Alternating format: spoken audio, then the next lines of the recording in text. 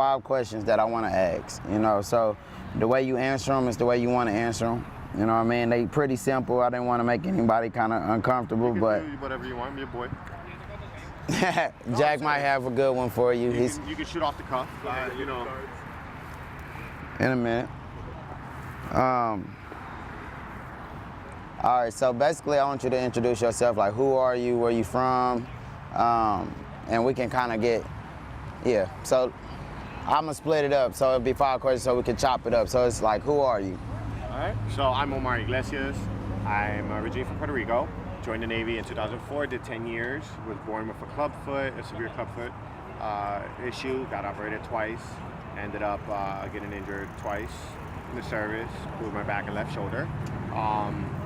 Fast forward to that, I was introduced to wheel WOD and adaptive CrossFit about a year and a half, 2 years or so, and met you about that time, and we've hit it off ever since. And I am also a CrossFit coach, both adaptive and able bodies, and I get more of a drive out of trying to figure out how to get people to do certain movements, especially when they're like, no, I can't do this. I'm like, well, why not? And then I try to like figure it out. Like today, Amanda did her swim in 16 minutes faster than last year. So stuff like that. That's badass. That's who I am. I'm more of a server or servant to others. All right. Why do you do CrossFit? So I was in the Navy. I was one of their trainers on the squadron at VX30 in Point Mugu, and I had an opportunity to end up being one of the physical trainers there, fitness trainers, and help them out to get the squadron ready. And I fell in love with CrossFit because of the challenge back in Iraq, and it was a beating. I mean, you're constantly varied, and you're constantly like, oh my God, I'm good at this, but I'm not good at that. So you gotta figure out how to throw the program together to make it well-rounded, and that's mainly why I CrossFit. So what have CrossFit done for you mentally? It's definitely made me much more of a one-task person in the sense that I'm very oriented. So for an example, if it's like a chipper that we had, like I believe it was last night, it's been a long weekend, it's only the second day, where we had the wall balls. So I think about the wall balls, how do I compartmentalize that into sections? What's the next movement? Toes to bar, how do I do those? And so it taught me how to translate that from the athletic world or the CrossFit world into my personal life, and that's how I was able to attack my graduate programs and business programs that I've been to. Do you see yourself as a, which I know this, but do you see yourself as like a motivator for other people that are in your position and not in your position?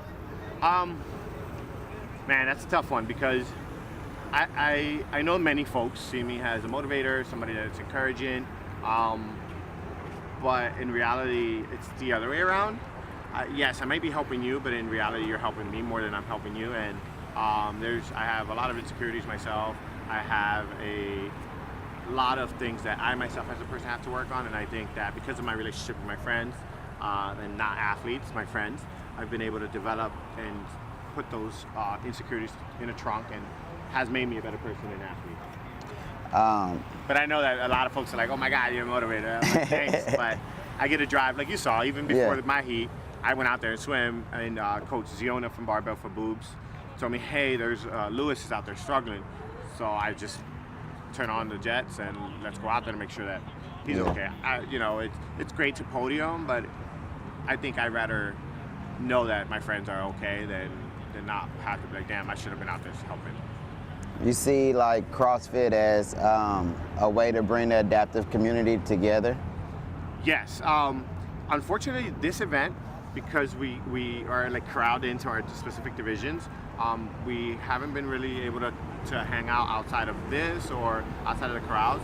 But like the RX division, us, the boys or the men or the women, we're like super tight. We're trying, even on our worst performance, we're trying to push to get acknowledged as a community that we deserve another platform besides Wodapalooza to move forward. So for an example, we want to see if Dave Castro, Greg Glassman, they can all see that, look, these guys are willing to put in the work, and hell, I know myself and a bunch of the boys will put a challenge, like put an elite team together, we'll get a team of RX men together, and we'll hash it out, we'll have some fun with it, and show that, we want to compete at a bigger stage, and I think that we're willing to work harder and show that there's no fear. Like, sure, some of my friends don't have legs, they can't use their legs, but they can use their upper body to swim. And some of my friends can't use their upper body, but damn, they can kick in the water, and you know, and there it goes. All right, you consider yourself disabled, but not really? You know, to a certain extent, I used to a couple of years ago say no, but yeah. You know, I've learned to, that was one of my insecurities. I learned to embrace my little pimp walk. Even though folks ask me, like, are you a gangster, you're a pimp? But it's, you know, I have a shorter leg, I have a smaller left leg, and I've learned to embrace it and enjoy it, and I'm okay with that, you know? We're perfectly imperfect. Hey, hey, I love it, bro. Thank you, man. Hey, that was dope. I think that was better than I even expected, bro. I appreciate you. Like, people just don't know, like, the influence that you give us, man. You gave me the encouragement when I first started, so I wouldn't be here today if it wasn't you telling me to keep breathe in. You remember you told me to breathe. I wasn't breathing. I was gonna pass out. So I didn't do anything else in North Carolina. So, and I told you, show up. You got a friend of me, and that Friday night when we hit it off at Red Dog. I mean, you got to meet my brother that's in the Army. I mean, you bro. saw my family. You know, and that's what I try to tell people. And you'll see when you come to the box this upcoming week. You know, it's all about family. I mean, I don't see color. I don't see skin. You know, I don't see none of that stuff. I'm like, dude, just treat me right, treat the next person right, try to help each other, and enjoy life, you know. It's all love, right? Yeah. Right on, bro. Just next time, be a New York Giants fan. Chiefs, baby! Right on, bro. I appreciate you. That's the off-the-cuff question, though. Huh? Oh, cards? You ain't got one right off the top of your Anything head? you want. I'm an open book.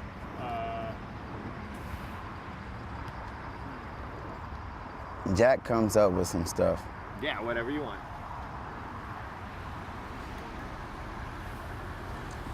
What is one apparent failure where you thought it was a failure, but it ended up being something that made you grow?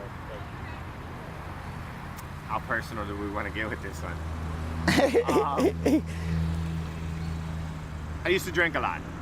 So I used to drink a lot and didn't think about the future. Not many people know this, but I do have a little boy. I do have a child, and unfortunately, due to the circumstances, no, I'm not able to partake in his life as much. But I thought at the way that he was conceived was a failure, and I just realized that it was just, you know, a challenge to overcome. You know, while I'm not there physically present because of the circumstances in the relationship with his mother and I am able to support financially and make sure that he's okay. So how did I turn that failure, in quotation, into success? He motivated me to go to college, get my bachelors and my 2 masters, so, and get educated and try to get a better job. So when I have that talk with him, I'm like, hey, things didn't work out with your mother and I, but that doesn't mean that you're not loved or you're not cared for. It's just sometimes people need to grow apart a little bit until we can sit down and talk.